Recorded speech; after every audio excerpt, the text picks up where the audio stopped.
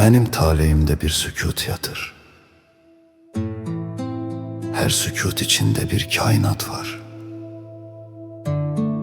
Gözümde görünen ışıktan artık ürəkdə, dərində bir həqiqət var. Sen benim qəlbimdə sonsuz göylərsən. Hər ulduz yandıqca sənə bənzəyir. Sonsuzluq eşkimi gizlətmir daha. Mənim varlığımdır, səni gizləyir. Bir gün bu torpaq da səssiz uyuyar. Göylərdə iz qalar insan nəfəsi.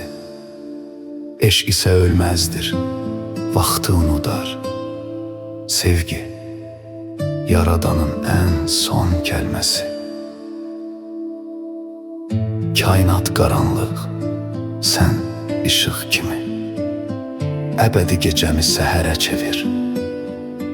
Hər damla sevgimdə min ulduz yanır, onları birə-bir sevgiyə çevir. Gün gəlib, kainat məhv olsa belə, ürəkdən ürəyə yol dayanmaz ki. Sevgi Tanrımızın özü kimidir. Görünməz, bölünməz. O, yox olmaz ki.